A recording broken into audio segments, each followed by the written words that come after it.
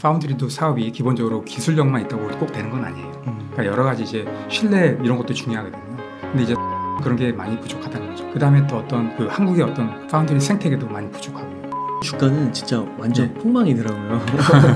그나마 제가 보기에는 파운드리 했기 때문에 그 정도 유지할 수 있었다고 보거든요. 그 다음에 이제 파운드리로 좀 넘어가서 예, 예. 좀 이야기를 해보면 좋을 것 같은데, 예. 파운드리 하면은 시스템 반도체, 비메모리 이렇게 다 혼성해서 부르는 거죠. 혼용해서. 그렇죠.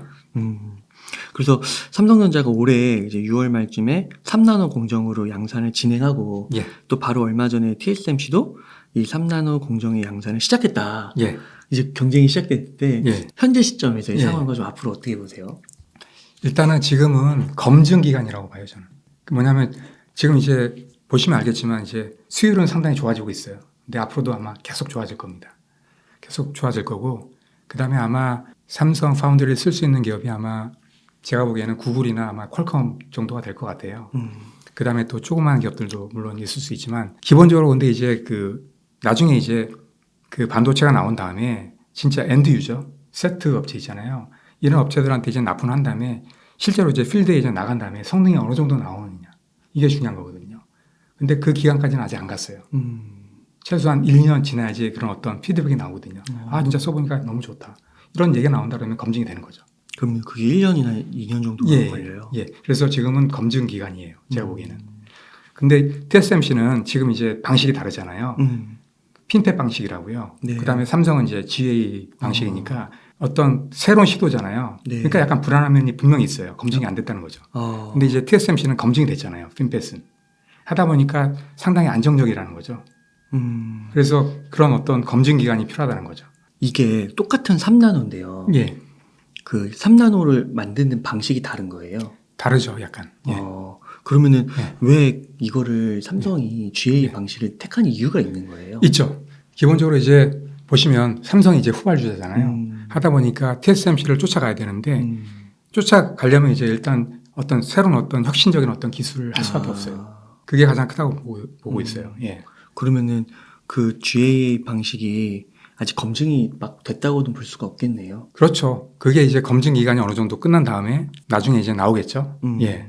처음에 나왔을 때도 상당히 그 수율이 안 좋았어요. 예. 근데 지금 이제 많이 좋아지고 있기 때문에 예, 그런 어떤 검증 기간이 좀 필요하다는 거죠.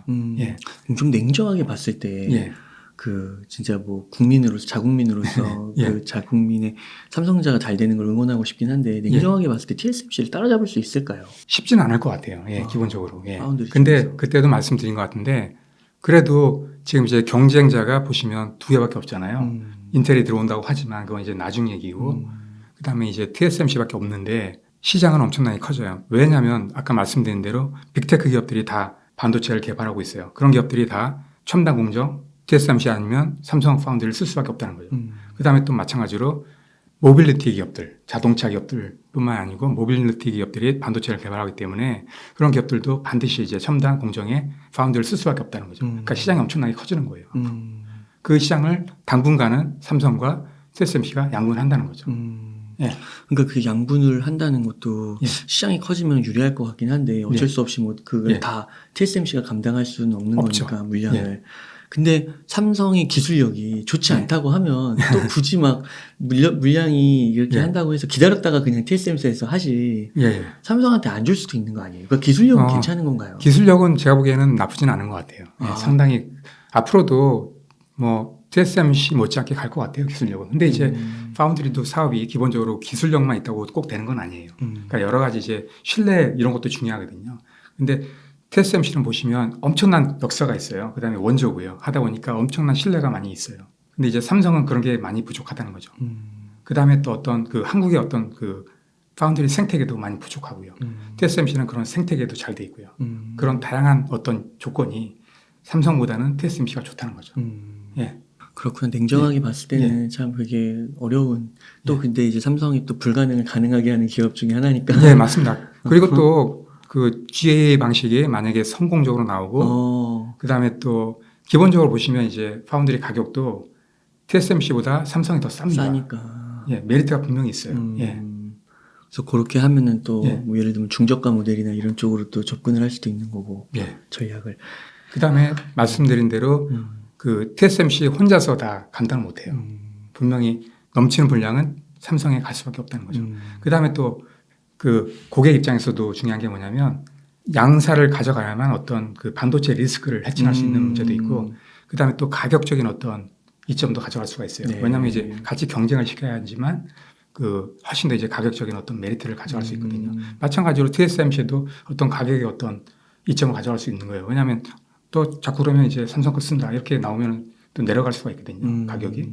예. 하다 보니까 분명히 메리트가 있습니다. 그 두 개 기업의 과점 구도가 예. 굉장히 유리하네요. 그럼요. 삼성전자에게. 아, 그리고 이제 해볼 만한 그 시간을 벌어주는 거고. 예. 그럼 만약에 인텔이 예. 들어온다고 했을 때요. 인텔은 좀 언제쯤 예상을 하나요? 지금 예상은 뭐 2024년 아니면 2025년입니다. 그때도 파운드리 예. 들어오는 거예요. 그러니까 예, 거의 비슷한 수준의 어떤 공정이 들어오는 거죠. 예. 근데 그게 가능하다고 보세요? 인텔은 뭐 가능하다고 얘기는 하는데 예. 여러 가지 변수는 있어요. 왜냐하면 기본적으로 그 공정을 하기 위해서는 중요한 게 뭐냐면 이제 그 EUV 공정 있잖아요. 그게 이제 어느 정도 잘 해야 되는데 TSMC와 삼성은 그런 어떤 어려운 과정을 많이 거쳐왔잖아요. 그런 험난한 과정을 많이 거쳐왔다고요. 그리고 어느 정도 이제 수율도 안정화되고 있고요. 근데 인텔 같은 경우에는 그게 이제 아직 검증이 안 된 거예요. 엄청나게 앞으로도 이제 시행착오를 할 거란 얘기죠. 그런 시간이 엄청나게 필요하다는 거죠. 네. 예. 그러니까 이게 삼성이랑 TSMC랑 그 파운드리 예. 그쪽 이제 경쟁 구도를 한 1, 2년 전부터 이렇게 좀 계속 듣고 하고 있는데 아 이게 진짜 만만치가 않구나 이게 따라잡는 게. 예. 근데 아무리 이제 인텔이라 한들 그동안 안 하다가 갑자기 2024년, 2025년에 들어가서 이걸 따라잡는다는 게 생각보다 쉽지 않을 것 같아가지고. 네, 그런 아무리 생각도 인텔이라 많이 해도. 듭니다. 예. 아무리 인텔이라 하더라도. 예, 예. 그러니까 인텔 주가는 진짜 완전 예. 폭망이더라고요. 그나마 제가 보기에는 파운드리 했기 때문에 그 정도 유지할 수 있었다고 보거든요. 예. 그러니까 어떻게 보면 주가가 예. 물론 2024년, 2025년에서 올라갈 수도 있지만 예. 어떻게 보면 그 파운드리를 한다는 걸 알고 있는 게 시장인데 예. 그만큼 또 그 산업에 진입하는 걸 안 좋게 보는 시각일 수도 있을 것 같다는 생각도 들고요. 예, 그런 것도 있을 수 있죠. 왜냐하면 기본적으로 삼성도 마찬가지로 그런 어떤 불리한 점이 있잖아요. 그러니까 설계도 같이 한다는 거는 상당히 고객 입장에서는 상당히 불확실한 면이 있거든요. 왜냐하면 이제 여러 가지 이제 베끼거나 뭐 여러 가지 문제가 있기 때문에 냉정하게 봤을 때는 이게 쉽지만은 않지만 예. 그래도 그 과점이라는 그런 상황과 또 GA에는 새로운 기술 혁신 방식 그리고 또 삼성이 과거에서부터 지금까지 보내왔던 저력 이런 것들을 종합하면 뭐 너무 비관적으로 볼 필요는 없다. 예, 그렇다고 봅니다. 기본적으로 시스템 반도체 사업은 앞으로 잘 될 겁니다. 예, 제가 보기에는. 그래서 예.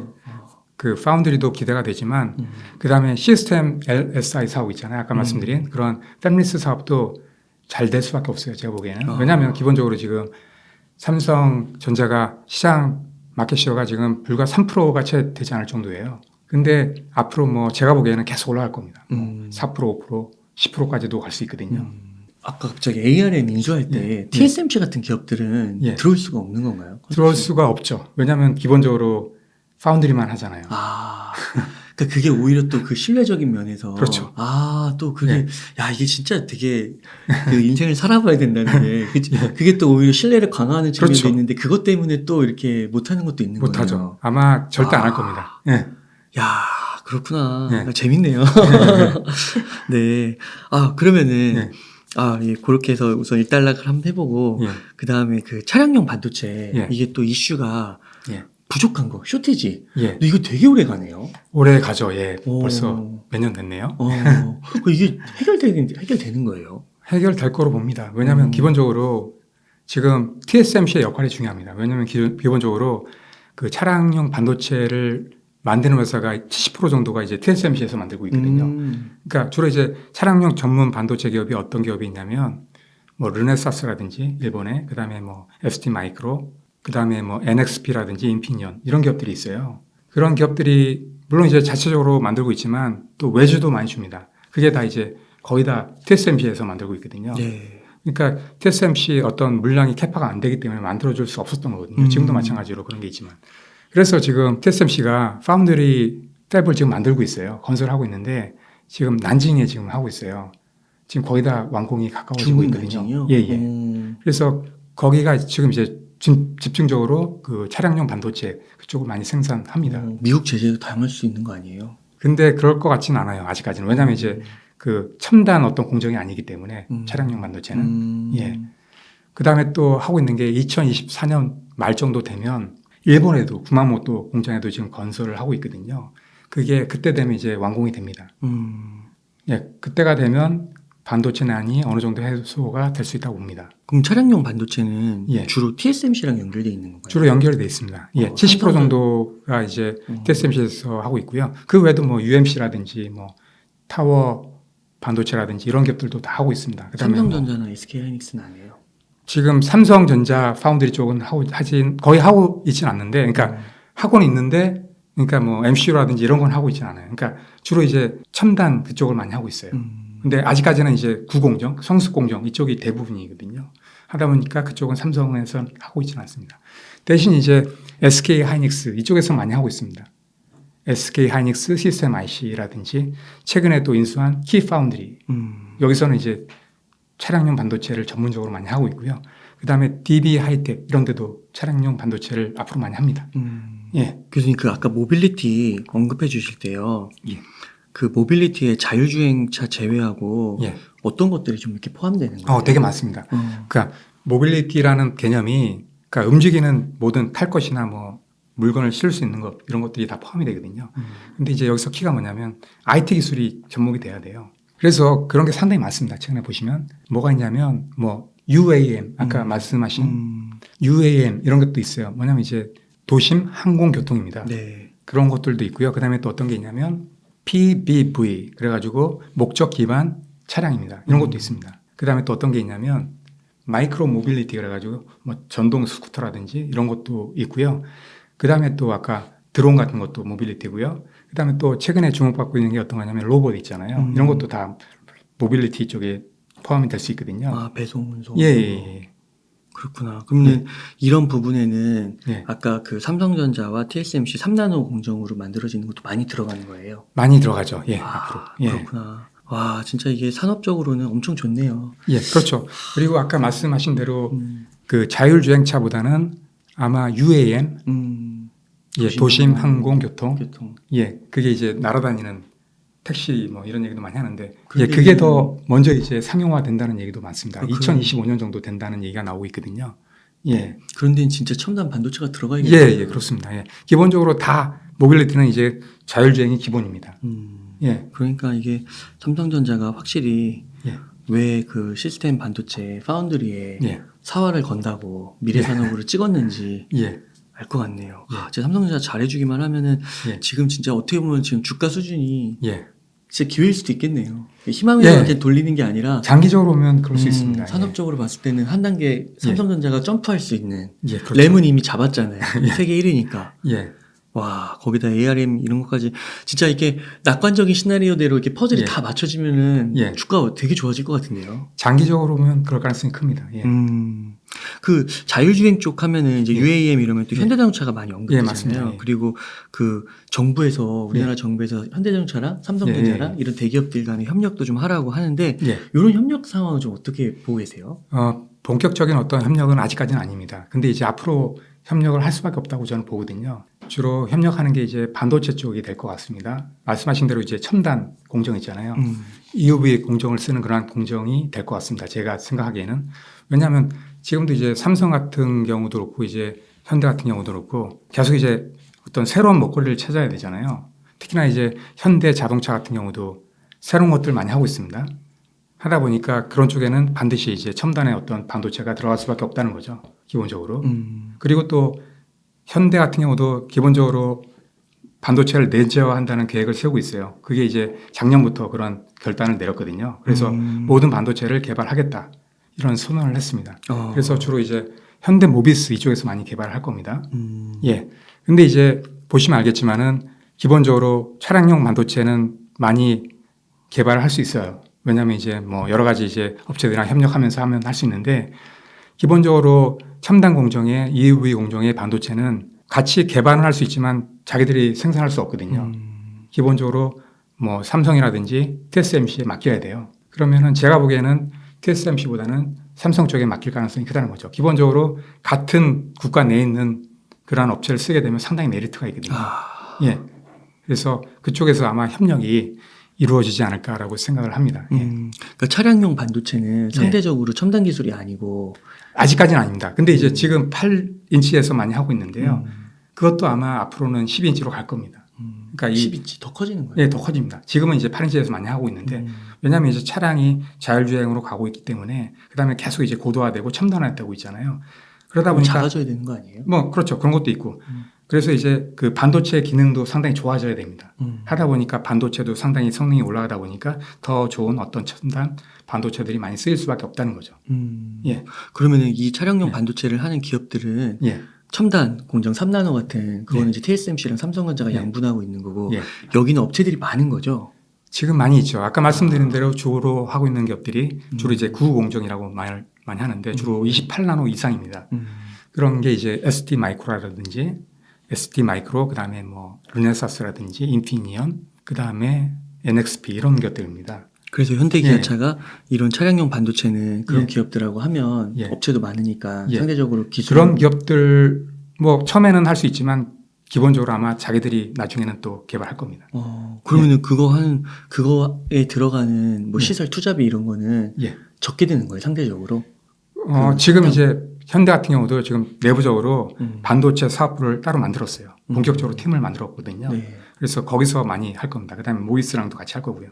그게 될까요? 그게 안 될, 왜냐면은 이것만 하는 몇십 년 동안 해온 데들이 많잖아요. 근데 이제 설계는 가능합니다. 왜냐하면 기본적으로 설계 같은 경우에는 그 엔지니어를 우수한 사람들 뽑아와서 이제 하면 되거든요. 그러니까 설계만 한다는 거죠? 지금 설계만 기본적으로 하고요. 지금 뭐 생산도 같이 할지는 아직 모릅니다. 하고 있는 건 아마 할 거예요. 근데 이제 그게 생산한다는 게 쉽지는 않은 거거든요. 하기 때문에 특히나 이제 첨단 공정은 생산을 못 합니다. 그래서 그걸 이제 어떻게 할 거는 뭐 나중에 이제 계획이 나오겠지만 일단 구공정은 생산할 가능성도 있어요. 근데 이제 첨단 쪽은 생산을 하지 못하죠. 첨단 쪽도 설계는 가능한 건가요? 설계는 가능하죠.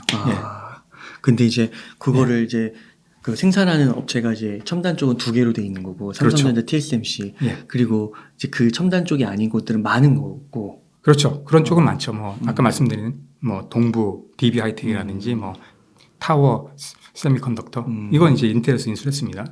그다음에 SK 하이닉스라든지 뭐 이런 데들 다 하고 있죠. 그렇게 그러니까 확실히 이게 엄청나게 반도체가 모빌리티 쪽까지 보면은 앞으로 산업적으로는 굉장히 유망한 것 같네요. 맞습니다.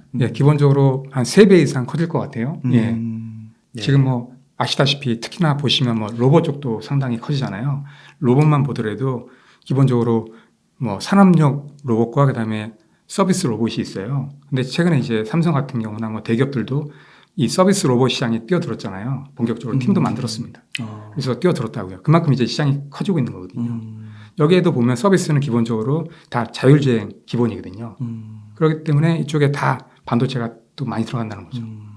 그러면은 그 미디어에서 이렇게 보면 삼성전자의 위기라는 표현 쓰잖아요. 근데 여기서의 위기는 주가적인 위기보다는 뭐 예를 들면 경영진이라든지 미래에 나아갈 방향 이런 것들에 있어서 삼성전자가 예전만치 못하다 감을 못 잡는다 이런 식의 어조인데 여기에 대해서 동의하세요? 거기는 뭐 물론 이제 문제가 없는 기업은 없겠죠 기본적으로. 근데 이제 거기에는 그렇게 물론 이제 뭐 내부 조직적으로 상당히 경직되어 있는 어떤 그런 문화는 문제가 있죠. 근데 그 외에 다른 거는 제가 보기에는 그 아까 낸드 쪽은 약간 불안합니다. 그거 외에는 특별하게 문제가 있다고 보지는 않거든요. 그 로봇이나 이런 쪽이 진짜 막 삼성전자 진출하겠다고 막 하잖아요. 그런 쪽도 잘 진행이 되고 있다고 볼 수 있는 건가요? 그럴 겁니다. 그래서 아까 자율주행 쪽에서는 거의 원픽이 테슬라를 좀 언급해 주셨는데 좀 모빌리티 쪽까지 좀 확장을 하고 뭐 UAM 이런 것까지 좀 합치면 좀 현대기아차도 좀 포함이 될 수 있는 거예요. 뭐 어떻게 될지 모르죠. 근데 이제 뭐 나쁘진 않을 것 같긴 한데요. 저는 기본적으로 만약에 추천한다면 모빌리티 기업 중에서도 특히 이제 빅테크 기업들 있잖아요. 이런 쪽이 더 좋지 않을까라고 생각해요.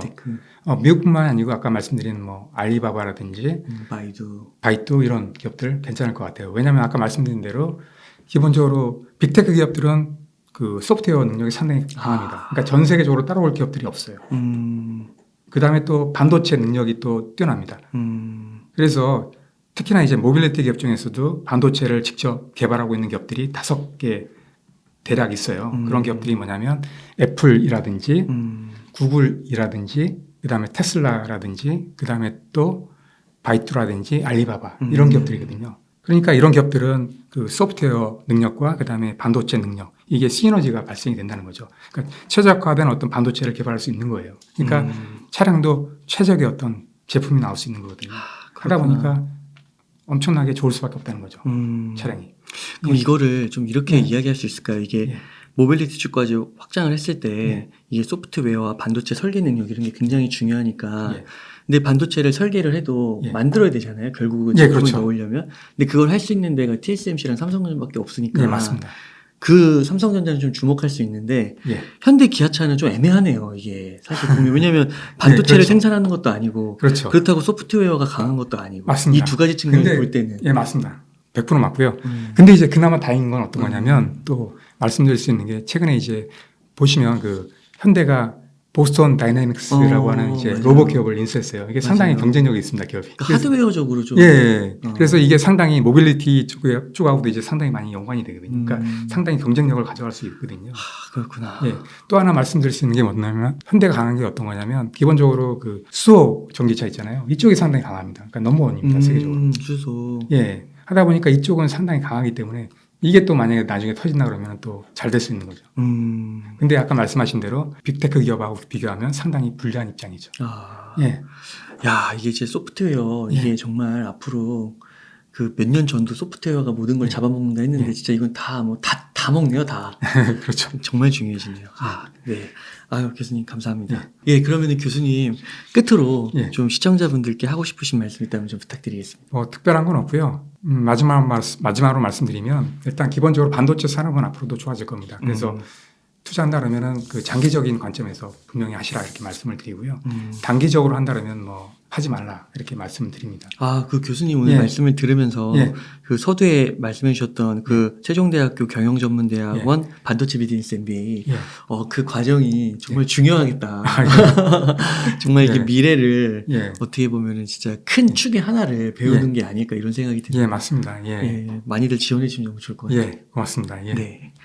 교수님 그러면 오늘 인터뷰 한 이 정도에서 마무리도 괜찮으실까요? 좋습니다. 이렇게 해서 4차 산업혁명 시대의 반도체 비즈니스의 저자이신 권영하 교수님을 모시고 이야기를 나눠봤습니다. 긴 시간 동안 유익한 인사이트 많이 나누셔서 감사의 말씀드립니다. 오늘 고생 많으셨습니다. 감사합니다.